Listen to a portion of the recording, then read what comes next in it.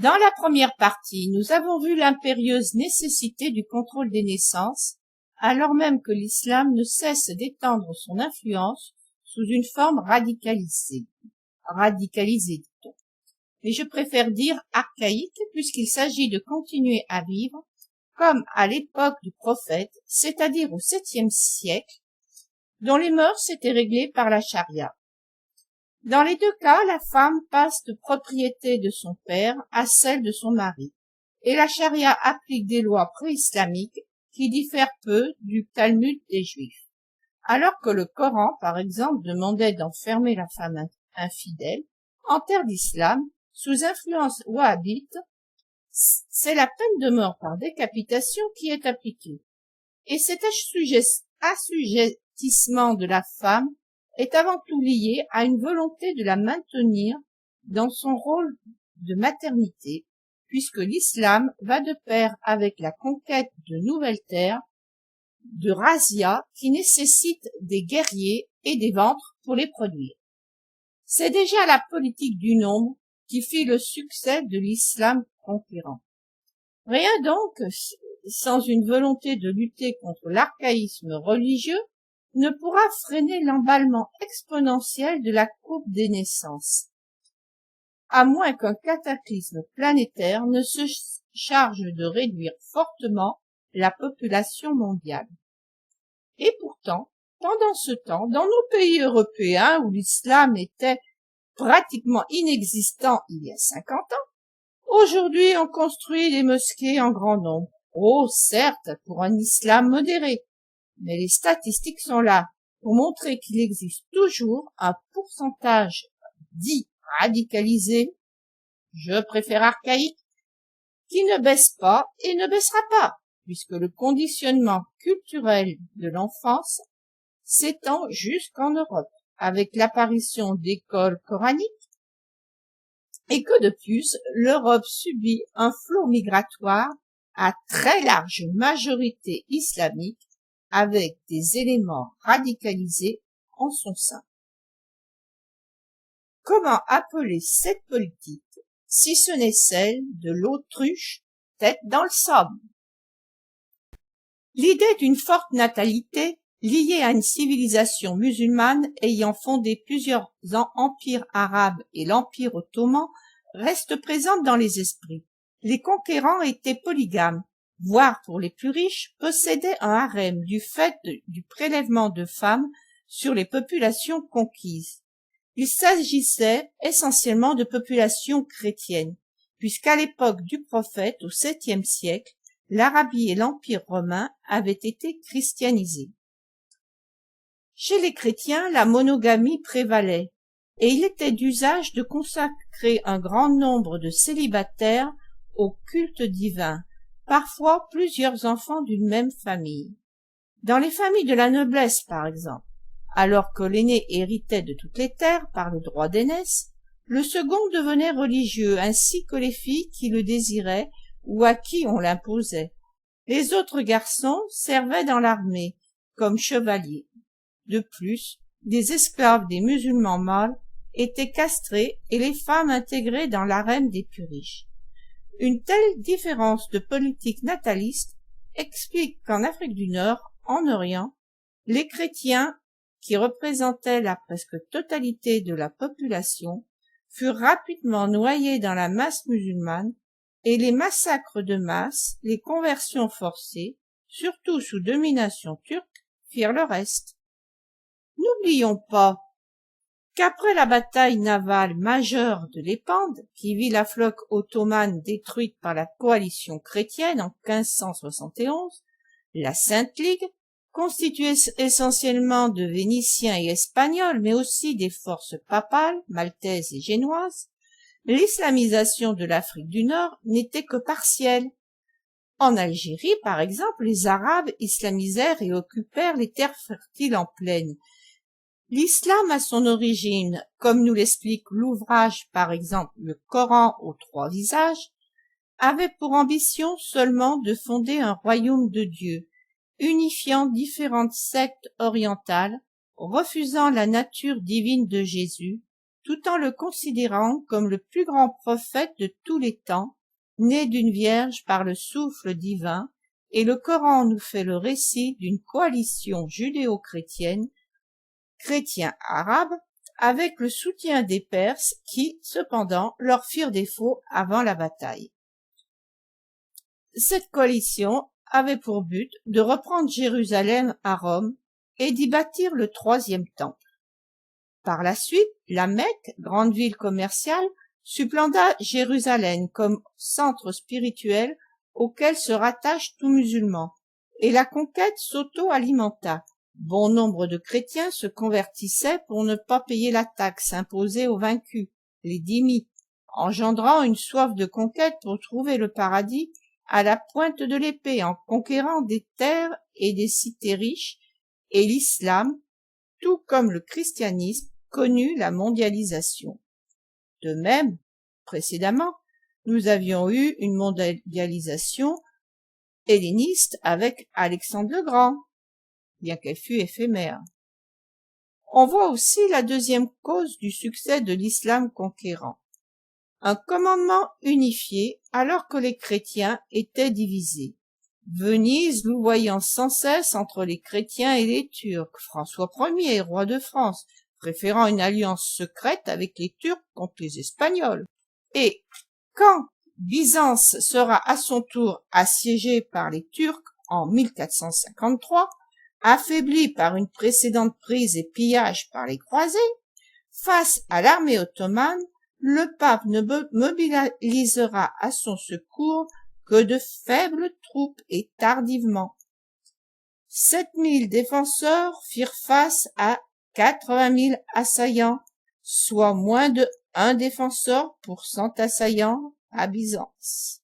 La victoire maritime de l'Épande, de la Sainte Ligue contre les barbaresques ottomans ne fut possible que sous un commandement unifié parce que Venise était ulcérée par la prise de Chypre par les Turcs et leurs exactions envers une population d'origine vénitienne. Mais après la victoire, les querelles reprirent, empêchant la poursuite des rescapés et l'écrasement total et définitif de la force navale ottomane et le contrôle de ses ports, les Ottomans purent ainsi reconstituer leur marine. La chrétienté misait sur une élite et des ouvrages défensifs remarquables. L'islam misait sur la force de la masse. La prise de la ville de Famagost à Chypre en 1570 mit en présence 7000 Vénitiens contre 250 000 Turcs, soit un rapport de force d'environ 1 côté Chypre pour 36 côté ottoman. Le siège dura 11 mois, épuisant les vivres des défenseurs. Ils durent leur perte à la difficulté de la chrétienté de s'unir afin de leur porter secours à temps. Malte repoussa une force ottomane de 30 000 soldats aguerris, avec seulement 600 chevaliers, 1200 mercenaires, 3 à 4 000 miliciens maltais, plus les esclaves et dissidents à Malte, soit 6 à 9 000 hommes, dont moins de la moitié étaient des professionnels. Au début de la bataille, les Ottomans prirent un fort, et l'on observe là encore, lors de cette bataille pour Malte, une des proportions de 1 défenseur pour 8 assaillants. Le vice-roi de Sicile, hésitant à envoyer des renforts, car craignant pour la Sicile, finira par envoyer 1300 hommes et Malte sortit vainqueur. Le contrôle des naissances aura aussi pour conséquence de diminuer la proportion de jeunes au profit du nombre d'adultes, ce qui permettra un meilleur encadrement pour une éducation moderne de qualité, pour une qualification professionnelle, pour un investissement dans la recherche et dans une industrie propre, l'usage d'énergie la moins polluante et destructrice. Dans la situation actuelle, les sources d'énergie utilisables seul le contrôle des naissances apparaît comme la solution incontournable aux problèmes énergétiques. Quand on voit actuellement les problèmes de pollution de la Chine, qu'en serait-il s'il n'y avait pas eu la politique de l'enfant unique? Politique qui ne peut être prolongée éternellement de par les frustrations qu'elle engendre, le risque en cas de décès de l'enfant, notamment comme cela s'est produit lors des derniers séismes meurtriers en Chine, de n'avoir aucune descendance dans une famille, le poids d'une population âgée pour une population jeune de plus en plus réduite. Une entente internationale doit donc prôner un contrôle des naissances à l'échelle internationale. La Chine ne peut supporter seule cet effort de contrôle, afin que chaque individu puisse transmettre ses gènes sans que la démographie mette en péril l'avenir de l'humanité, un principe fondamental de l'écolo-babisme. La nécessité d'un autoritarisme dans cette politique est démontrée par l'exemple de l'Égypte. En effet, dans les pays occidentaux, on lie la baisse de la natalité à l'augmentation du niveau de vie, oubliant que l'augmentation de ce niveau de vie est liée à l'entrée des femmes dans le monde du travail, dans le monde industriel et du niveau d'instruction. L'exemple de l'Égypte est révélateur de l'erreur qui consiste à appliquer ce raisonnement aux pays islamisés. Par une politique volontaire et autoritaire, fustigeant cette natalité, le président Nasser parvint à diminuer le taux brut de natalité de 1960 à 1970. Mais durant les législatures du président Sadat et Moubarak jusqu'en 88, les succès économiques ne s'accompagnèrent pas d'une baisse de la natalité. Cette baisse ne deviendra effective qu'en 1989. Alors qu'en 1970, les aides internationales, USAID, permirent d'ouvrir des cliniques et des maternités, d'informer des femmes sur la contraception, la natalité passa de 7 enfants par femme à 3. Mais l'infiltration par les frères musulmans, pour qui cette politique est contraire à l'islam, sabota les avancées du planning familial. En une année, en 2012, la population s'accrut de 2,6 millions de bouches de plus à nourrir. L'Égypte en 2015 comptait plus de 90 millions d'habitants, pour un territoire composé à 95% de désert.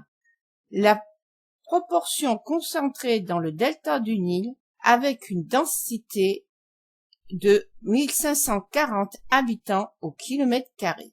Cela malgré une forte émigration, plus de 8 millions d'Égyptiens vivent à l'étranger. Le taux de natalité entre 2005 et 2015 n'a cessé de croître de 25,5 pour 1000 à 30,2 en 2015, pour un taux de mortalité variable, mais le taux d'accroissement naturel est passé de 19,1 pour 1000 en 2005 à 23,7 pour 1000 en 2015, et l'indice de fécondité est à 3,5 enfants par femme. Si on se réfère à la France, dont la population a également augmenté régulièrement, l'indice de fécondité est de 1,94, le taux de natalité de 12 pour 1000, sa densité de 98,8 habitants par kilomètre carré, sa population totale de 67 314 000 habitants en 2016. La population française de 1900 à 1950 tournait autour de 40 millions d'habitants pour atteindre 50 millions en 1970. Avec plus de 90 millions d'habitants, l'Égypte est le 3e pays le plus peuplé d'Afrique, derrière le Nigeria et l'Éthiopie. Le plus peuplé du monde arabe, du Moyen-Orient et du bassin méditerranéen. En 50 ans, la population a été multipliée par 3,5. L'Égypte ne comptait que 10 millions d'habitants en 1900, contre les 40 de la France. Elle n'atteint les 40 millions d'habitants que vers 1956 et comptait presque 20 millions d'habitants de moins que la France dans les années 70, quand aujourd'hui elle compte environ 20 millions de plus d'habitants que la France pour une surface habitable bien moindre, 36 000 km² pour l'Égypte contre 672 000 pour la France, soit une surface 18,5 fois la surface de l'Égypte habitable. Le démarrage précoce d'une politique de population suivie, avec pour résultat une baisse rapide de la fécondité dans les années 60, a été rapidement remis en question après la mort du président Nasser. Sous le président Sadat, 1970-1981, les conditions de vie s'améliorent suite à l'ouverture économique du pays, mais le rôle de la femme reste inchangé. Elle ne participe pas au marché du travail, car l'économie devient une économie de rente, grâce notamment aux épargnes des émigrés. La natalité subit donc même une légère hausse. En 1985, la natalité baisse à nouveau, de manière significative. Les femmes les plus instruites sont désormais en âge fécond, et la baisse du niveau de vie augmente l'âge au mariage. Après la conférence du Caire sur la population en 1994, qui lie contrôle démographique et développement, les frères musulmans déclarent que le programme d'État de planning familial est une conspiration de l'Occident visant à diminuer le nombre de musulmans dans le monde. On voit donc que le contrôle démographique n'est pas lié uniquement au niveau de vie, mais que par contre il influe sur celui-ci. Une baisse de la natalité diminue les charges de l'État et des familles et donc augmente le niveau de vie. Mais dans un deuxième temps, le vieillissement de la population augmente les charges, ce qui encourage soit une politique nataliste, comme en Russie, soit une politique migratoire, comme en Europe. Il faut donc qu'une politique de baisse de la natalité s'accompagne d'une politique de plein emploi, en créant des emplois d'État, d'une politique de santé, d'une population vieillissante, afin que la plupart conservent leur autonomie, d'une politique de reconversion, afin que les plus âgés soient orientés vers des emplois de moindre pénibilité, les activités nécessitant une endurance physique importante, ou dans l'encadrement d'apprentis, ou bénéficiant d'une diminution du temps de travail. D'autre part, un accord international de taxation de la machine-outil, de la robotisation devrait permettre d'éviter ce paradoxe d'un enrichissement productif s'accompagnant d'une diminution des recettes sociales. Dans ce système, bien évidemment, afin d'éviter la concurrence internationale déloyale, les pays ne signant pas cet accord devraient payer des taxes douanières. Le président Nasser, malgré ses efforts de contrôle des naissances, doutait avec juste raison de parvenir à ses fins et préconisait de chercher à gagner de nouvelles terres dans le désert. Sage conseil, valable aussi bien pour les peuples menacés par la désertification que les autres habitants de la planète qu'un cataclysme planétaire pourrait mettre en grave danger en détruisant sur plusieurs années la possibilité de récolte. Le stock céréalier actuel suit la courbe de consommation. Il ne saurait assurer au long terme la sécurité alimentaire des habitants de la planète. D'autre part, quel formidable dynamisme économique pourrait générer de grands travaux de viabilisation de zones désertiques, des projets de paradis sur terre, de plein emploi pour tous, pourrait détourner la jeunesse désœuvrée des rêves fous de l'au-delà utopique des fanatiques islamiques. Pour cela, il faudrait cependant exiger que ceux qui encadrent des enfants, même dans le cadre d'une instruction religieuse, aient un minimum de bagage de connaissances des sciences de la vie et d'astronomie, afin que leur enseignement ne soit pas contraire aux connaissances actuelles dans ces domaines. La création d'emplois et un encadrement spirituel adéquat devraient permettre aux jeunes de s'investir au présent dans l'espoir d'une vie meilleure plutôt que dans le sacrifice fanatique de leur vie, sacrifice destructeur du monde présent. Si l'État est le garant de la paix sociale, il doit donc être le garant du travail pour tous, notamment par la création de grands chantiers d'État bénéfiques aux futures générations, et non pas dans une perspective électoraliste de bénéfices au court terme. L'archéologie regorge de témoignages de la foi des bâtisseurs depuis la plus haute antiquité. La vie d'une génération et plus était consacrée pour bâtir des ouvrages au bénéfice de celles qui les suivaient. Et ces ouvrages étaient le fruit du travail de toute une collectivité humaine, que ce soit les pyramides d'Égypte ou d'Amérique centrale, les monuments grecs, l'incroyable réseau d'aqueducs romains qui servira au-delà de la fin de l'Empire, les cathédrales de la chrétienté, notamment l'art gothique, faisant appel à de savants calculs d'équilibre des forces pour les chapiteaux et clochers élancés, l'art de la dentelle géante en pierre, art que l'on retrouvera dans les mosquées également. Notre époque est celle de la fragilité politique, du conflit et insécurité planétaire, des batailles électoralistes basées sur le pouvoir de l'argent ou celui des armes. Il serait temps d'entrer dans une ère de pacification, d'œuvrer pour l'avenir de l'humanité lourdement menacée, comme nous l'avons vu précédemment, par ses propres activités. Je pense au nucléaire, par la pollution jusqu'aux océans, où les courants giratoires concentrent le plastique que l'on retrouve dans les organismes marins, se décomposant en microparticules, restant dans les eaux de surface avec une concentration stupéfiante menaçant la vie. On parle de 6e, 7e continent plastique.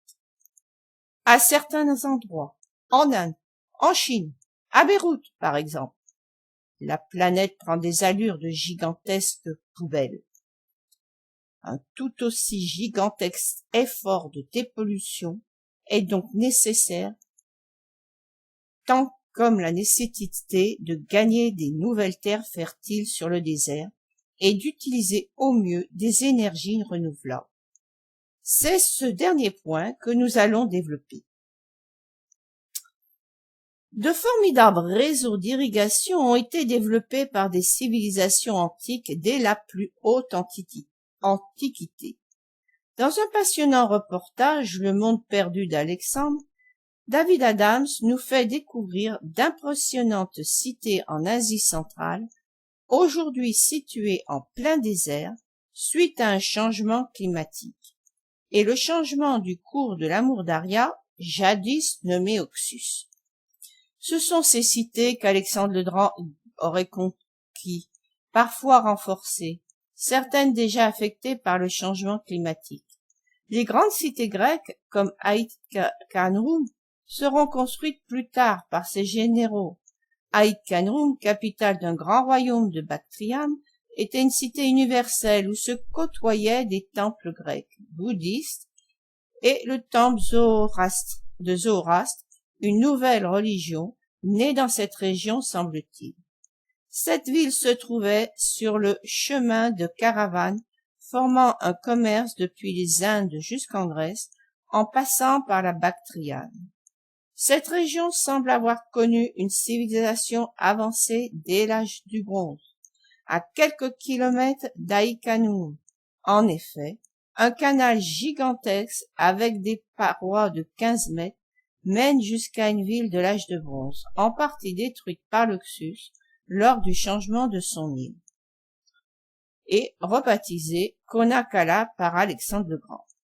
Mais on peut s'interroger sur l'usage de ce canal. Était-il utilisé pour l'irrigation, apporter l'eau à la ville, voire construit par une armée assiégeant la ville pour l'inonder, comme cela fut le cas de Babylone? Toujours est-il que l'on s'interroge actuellement sur une possibilité de naviguer à l'âge de bronze depuis l'Égypte, où il était prouvé que par l'intermédiaire des Crétois le commerce se faisait jusqu'en Grèce, et que l'on aurait navigué également depuis la Méditerranée en passant par la mer Noire, puis la Caspienne, et que peut-être à une époque une branche de l'Oxus se serait jetée dans cette même mer Caspienne. Mais, en tout cas, une fois gagné l'Oxus, ou ancien Amour Daria, qui prend sa source dans les hautes montagnes d'Afghanistan pour se jeter dans la mer d'Aral, on pourrait commercer avec le nord de l'Afghanistan et la vallée de l'Indus. Compte tenu du nécessaire effort pour diminuer le rejet de CO2 et la pollution, et de la consommation énorme de pétrole d'un avion au décollage, de l'encombrement du réseau aérien, il serait peut-être sage de développer de nouvelles voies de navigation assurant une nouvelle ère de prospérité. Voici quelques projets qui mériteraient d'être étudiés. Rouvrir l'ancienne voie de navigation depuis la Méditerranée, mer Noire, Caspienne, Oxus, le nouveau Amour Daria, qui devrait retrouver son nom de son âge d'or, jusqu'aux confins de l'Afghanistan et de l'Indus. Un projet dans lequel la Russie, Turquie, pays riverains de la mer Noire et Caspienne, Afghanistan et Inde pourraient s'impliquer, voire l'Europe centrale. En effet, dans une troisième partie, nous verrons que l'écolobabisme préconise des organisations supranationales pour faire face à des cataclysmes, prévoir pour toute population une région refuge, s'investir dans de grands projets économiques comme celui que nous venons de développer. Ces régions correspondraient à des aires géographiques naturelles. L'Europe centrale et les pays du bassin méditerranéen constitueraient ainsi deux de ces régions que nous étudierons dans une troisième vidéo.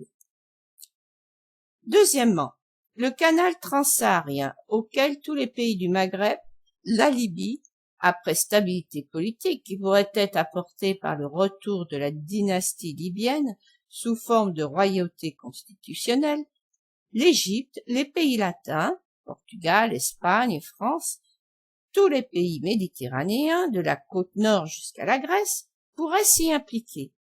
Ce canal serait alimenté à l'ouest depuis l'océan Atlantique via le Maroc ou la Mauritanie pour rejoindre en Tunisie le lac de Gasfa apparu brutalement.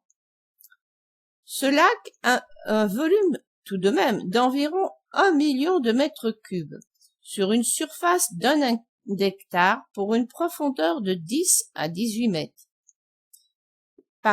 Cependant, il serait riche en phosphate et peut-être en matière radioactive, ce qui contre-indique donc son usage pour des besoins domestiques ou la pêche. De ce mélange naîtrait une eau saumâtre qui pourrait alimenter des mangroves tout le long de ce canal. De même en Égypte, il existe une dépression en dessous du niveau de la mer, qu'il serait si possible intéressant de remplir progressivement, partiellement évidemment, avec les eaux du Nil avant qu'il ne se jette en Méditerranée. De ce lac partirait un canal fermé par une écluse et qui rejoindrait le lac ou le canal en Tunisie, réalisant ainsi une voie navigable de l'Égypte à la Tunisie. L'eau du canal, de même que les nappes phréatiques profondes nombreuses dans le Sahara, serait pompée pour alimenter une forêt tropicale et recréer un cycle de l'eau, tout autour des lacs et du canal d'eau douce Égypte-Tunisie. Cette voie navigable serait utilisable pour tous les pays ayant une face atlantique, le Portugal notamment, tous les pays africains subsahariens qui par des canaux transverses pourraient s'y rattacher. Cette voie pourrait permettre le transport de marchandises produites dans une zone industrio-artisanale saharienne au sein d'un oasis ainsi créé en utilisant l'énergie solaire électrique, mais aussi le solaire thermique associé à la géothermie, puisque l'eau en grande profondeur dans le Sahara ressort déjà à 60 degrés. Il ne suffirait pas de la chauffer beaucoup par l'énergie solaire pour qu'elle atteigne sa température d'évaporation et qu'on utilise la vapeur d'eau comme source d'énergie. Cette eau refroidie permettrait d'alimenter la colonie. Bien sûr, ce projet devrait être étudié à la fois sur le plan économique et sur le plan technique afin de juger de sa pertinence. Le développement de cette zone aurait de nombreux avantages. Surveillance militaire par voie maritime de tous les trafics et terroristes passant par le Sahara et fin de leurs actions. Développement du tourisme et de la sécurité dans les pays subsahariens.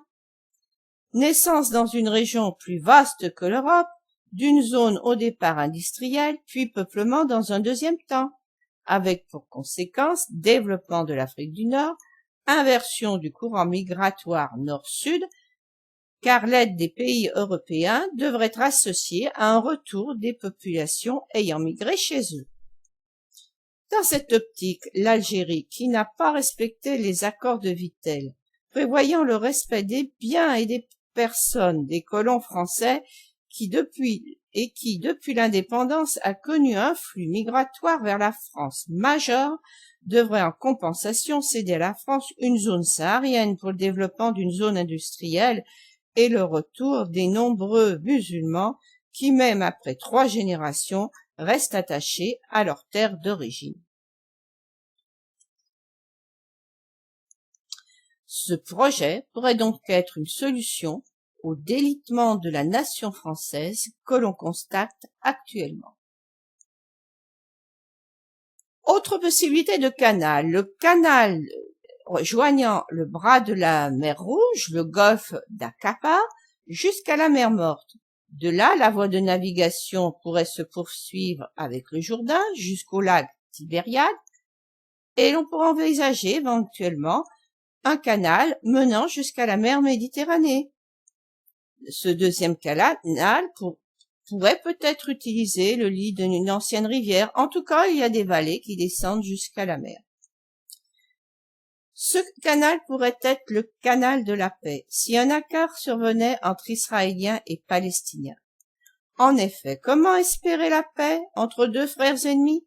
Frères, puisque tous deux ayant un socle commun hébreu, avec la Palestine coupée en deux avec l'État d'Israël, avec la bande de Gaza au sud-ouest d'Israël et la Cisjordanie à l'est, et des colonies israéliennes parsemées en plein territoire cisjordanien. La création de ce canal pourrait être le moteur de la paix. Il pourrait permettre de transformer en mangroves d'immenses régions aujourd'hui désertiques, d'y développer la pêche, voire la plantation d'arbres fruitiers par dessalement biologique des eaux salées. Mais surtout, ce serait une voie navigable permettant le contact entre la mer Rouge, la Méditerranée, une nouvelle voie des Indes. Un avantage indéniable à une époque où l'aviation, compte tenu de sa voracité en fioul, devrait être réservée aux vols militaires et à un nombre limité de vols civils. Mais hélas, ce n'est pas parce que les hommes savent ce qu'ils doivent faire qu'ils le font. La cupidité les rendant sourds, aveugles et suicidaires. La catastrophe des centrales nucléaires à Tchernobyl, Fukushima, n'ont pas fait tourner la page en France du tout nucléaire. Et à l'heure où la France ne cesse de parler de réchauffement climatique, elle n'hésite pas à se lancer dans un projet d'aéroport démesuré à Notre-Dame-des-Landes. La politique du tout béton à la vie dure aussi. Mais revenons au nombril du monde, la Palestine et Israël, qui ont focalisé et alimenté la tension entre non-musulmans et musulmans. Plutôt que de se considérer comme juifs et arabes ou musulmans, les Palestiniens et les Juifs devraient se souvenir que si la population de Jérusalem fut en majorité massacrée suite au siège de la prise de la ville en 70 par les Romains, la déportation ne concerna que les survivants de Jérusalem et peut-être quelques foyers religieux de Judée, mais elle ne concernera pas la Samarie ni la Galilée, ces régions au peuplement diversifié, ni même toute la Judée. Un nouveau temple juif, d'ailleurs, fut construit avec l'acceptation romaine en dehors de Jérusalem et sur une courte période, après la prise de Jérusalem, et il y eut d'autres révoltes, toutes matées avec une grande brutalité. Cette région, donc, qui fut sous contrôle romain, arabe, ottoman, anglais, a donc un peuplement de souches hébreux, de même que les juifs de la diaspora. Et c'est sur cette origine commune qu'une identité commune devrait se construire en œuvrant pour un projet commun avec la Jordanie, le canal de la paix des deux mers. Un accord devrait prévoir l'emploi préférentiel des Palestiniens dans ce projet, afin de supprimer le désœuvrement source de tous les maux et tensions sociales, et afin d'assurer une cohabitation pacifique. La bande de Gaza devrait devenir israélienne, toutes les colonies juives de Cisjordanie doivent disparaître et un peuplement palestinien le long du canal pourrait également être envisagé, notamment pour les travailleurs et leurs familles. La Cisjordanie devrait fonder une fédération avec la Transjordanie, reconnaître le roi de Jordanie en tant que président médiateur de cette fédération. Ce canal est également indispensable à la Jordanie, qui a un manque cruel d'eau. Ce canal pourrait être source de vie, éviter une guerre pour l'eau dans cette région qui ne saurait tarder. Bien entendu, là encore, la politique du contrôle des naissances pour un monde prospère doit s'appliquer. En Palestine, et quand je dis Palestine, j'entends la province romaine de ce nom, qui comprenait l'Israël actuel, la Cis et Transjordanie, ou Royaume de Jordanie actuel, et la bande de Gaza. On pourrait ainsi soumettre comme condition de travail au canal de la paix des deux mers l'engagement de stérilisation ou contraception injectable long cours au-delà du troisième enfant, et pour tous les couples ayant déjà au moins 3 enfants, si la femme est encore en âge de procréer. Si un individu se remarie, c'est le nombre total d'enfants des différentes unions maritales qui sera pris en compte. La société qui financera le canal en contrepartie s'assurera de loger ses employés, de financer des écoles pour leurs enfants jusqu'à 14 ou 16 ans, ainsi qu'un centre médical et de planning familial. Le deuxième point important que nous avons vu et qui menace la survie de l'humanité en cas de cataclysme planétaire est l'insuffisance du stock céréalier qui ne fait que suivre la consommation. Si pour une raison quelconque, à l'échelle de la planète, les récoltes céréalières sont anéanties pour plusieurs années, comme ce serait le cas avec un hiver volcanique, se déclenchant dans le contexte par exemple de l'explosion de la caldeira de Yellowstone, toujours très active en ce moment, ce serait une famine mondiale et les survivants s'entretueraient pour quelques vivres. La culture céréalière n'est cependant pas sans poser de problème. La modernisation de l'agriculture par les intrants chimiques, la mécanisation, le regroupement des parcelles agraires ont permis d'augmenter la productivité.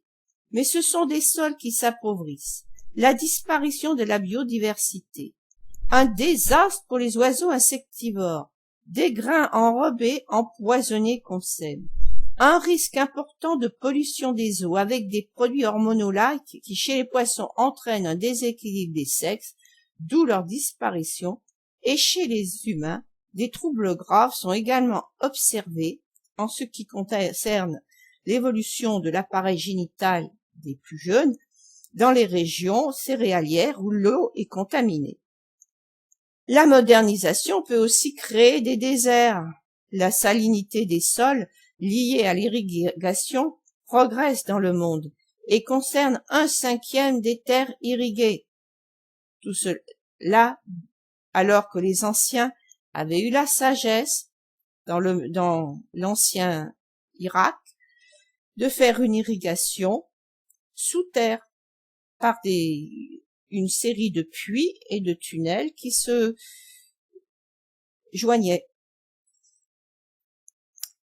En 2 décennies, la superficie des terres irriguées, abîmées par le sel, est passée de 40 à 62 millions d'hectares, soit la superficie de la France. Les pertes de productivité varient d'une région à l'autre.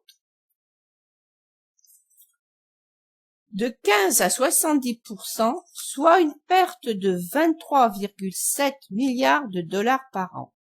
Si une catastrophe détruisait notre économie, notre industrie chimique, qu'adviendrait-il de ces terres où l'équilibre d'un écosystème a disparu? Le coût de la mono-pétro-chimio-agriculture a un coût sanitaire de plus en plus lourd. Il serait sans doute bénéfique de revenir à la plantation de hautes haies sur de grandes longueurs, mais sur des surfaces espacées afin de permettre le travail des moissonneuses-batteuses. C'est pourquoi la nécessaire augmentation du stockage céréalier doit être envisagée sous un autre angle que l'augmentation de la productivité des terres céréalières actuelles. Encourager la consommation, voire le mélange des céréales aux légumineuses, afin de diminuer la consommation de céréales. Diminuer les pâtisseries au profit des fruits saisonniers. Par contre, dans diverses régions, il y avait de petites parcelles de céréales qui ont disparu car non compétitives avec les grandes plaines céréalières du Nord. Il faudrait les remettre en culture. De même, la plantation de seigle en zone montagneuse, trop froide pour le blé, le mélange de farine de seigle au blé étant d'une part bénéfique aux adultes en surpoids ou diabétiques, et d'autre part permettrait de diminuer la consommation du blé afin d'en augmenter le stockage. La diminution de radioactivité devrait permettre de remettre en culture les plaines d'Ukraine, comme ce pays le réclamait, mais l'Europe ne lui donne pas l'autorisation d'exporter ce blé vers l'Europe encore pour l'instant. Ce blé devrait être produit, mais non consommé, stocké par l'Europe comme réserve d'urgence pour elle-même ou l'Afrique en cas de famine majeure. Bien sûr, si le canal transsaharien est construit, ainsi que la plantation de forêts et mangroves tout le long et au bord du lac du Gafsad en Tunisie, on pourrait envisager quelques champs de céréales irrigués par l'eau du sous-sol saharien qui en regorge, mais de manière limitée afin de ne pas l'épuiser, et si le contrôle des naissances est effectif. Et aucune mesure que nous prendrons ne pourra sauver l'humanité si nous ne contrôlons pas les naissances à l'échelle planétaire. Des champs de blé ont déjà poussé dans le désert d'Arabie, mais ont été abandonnés par crainte d'épuiser la nappe phréatique, et donc priver d'eau ses habitants. L'agriculture, si l'on tient compte de toute la chaîne de production jusqu'aux consommateurs, représente 25 à 30% des gaz à effet de serre. Elle est en grande partie responsable de la déforestation, ce qui alourdit encore le bilan. Certes, un champ de maïs à surface égale, dit-on, consomme plus de CO2 qu'une forêt. Mais tient-on compte de la durée de la productivité verte? Maximum bien plus court pour le maïs que la durée de verdissement annuelle d'une forêt. Et si des pluies violentes surviennent, le maïs et le sol seront emportés par les eaux torrentielles, car le maïs est issu de la sélection agricole, c'est une plante trop lourde pour un faible enracinement. La forêt, elle, résiste, et l'humus absorbe l'impact pluvieux. L'agriculture intensive est dépendante des énergies fossiles, du fait des engrais et de la mécanisation. Le secteur agroalimentaire consomme autant d'énergie que la France entière, selon le site terrasymbiosis.org. L'État doit mener une politique d'autonomie régionale agricole afin de diminuer les coûts de transport et donc les gaz à effet de serre et faire des économies d'énergie. Il doit veiller à un développement durable en n'épuisant pas les sols, veiller à la pollution des eaux. Développer la forêt, c'est diminuer le CO2 et augmenter l'oxygène, c'est-à-dire diminuer les gaz à effet de serre, que ce soit d'origine industrielle ou agricole. Cette richesse céréalière stockée pourrait contribuer à la stabilité de l'euro. Une nouvelle devise par carte bancaire pourrait apparaître, le MEDIT, Prix bloqué du kilo de blé, pris comme référence pour les autres céréales en appliquant leur indice glucidique. Ainsi, le prix d'une céréale serait déterminé par le prix du kilo de blé multiplié par l'indice glucidique de cette même céréale, en prenant comme indice 1 pour le blé. Et enfin, compte tenu de la diminution des terres agricoles au profit de terres arides, les bonnes terres doivent être réservées à l'agriculture, les terres infertiles aux zones industrielles, ce qui permettrait de ne pas accroître la production au détriment des forêts. Là encore, le contrôle des naissances pour éviter l'emballement démographique, notamment en Afrique subsaharienne, est capital si on veut voir disparaître les famines au lieu de prendre le risque de les voir se généraliser. Depuis la plus haute antiquité, des changements climatiques sur tous les continents eurent lieu suite à la déforestation liée à leur activité. Construction urbaine, navires, combustibles et des cités de plusieurs milliers d'habitants disparurent sous les sables du désert ou encore suite à des glissements de terrain liés au déboisement.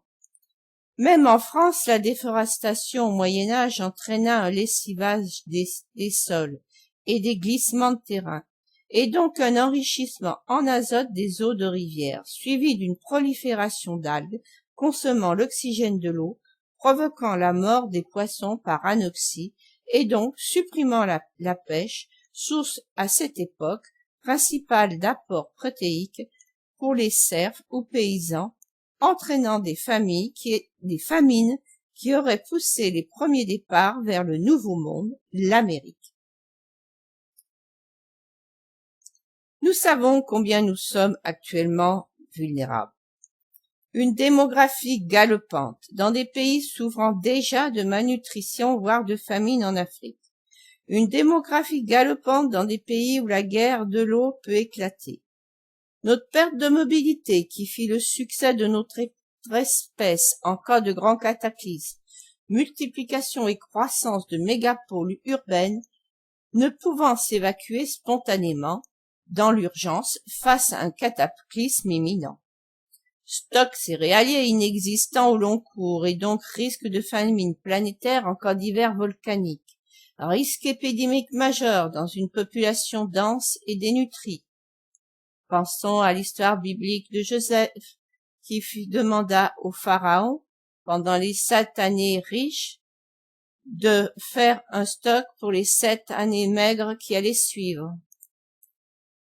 Dans une troisième partie, nous verrons comment l'ONU devrait se réorganiser afin d'être à même d'assurer la paix, l'eau, l'énergie pour tous, lutter contre le déficit d'instruction scientifique, lit de l'archaïsme religieux, terreau de la violence et de l'inadaptation sociale.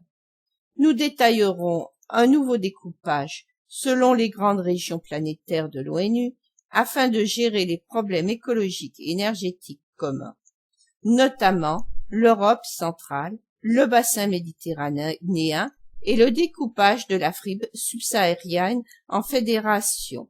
La fédération carthaginoise pour le Maroc, Mauritanie, Mali, Niger, Tchad, Sénégal, Guinée, Côte d'Ivoire, Ghana, Cameroun, Gabon, en l'Union des pays du Nil pour l'Égypte, Soudan, Éthiopie, Kenya, Tanzanie. La fédération Sud-Afrique, Angola, Zambie, Mozambique, Namibie, Botswana, Afrique du Sud. Les deux Congo et la République centrafricaine restant directement liés à l'ONU pour la protection de la faune et de la flore. Nous verrons également en détail quel usage pourrait être fait du MEDIT, carte bancaire des banques céréalières.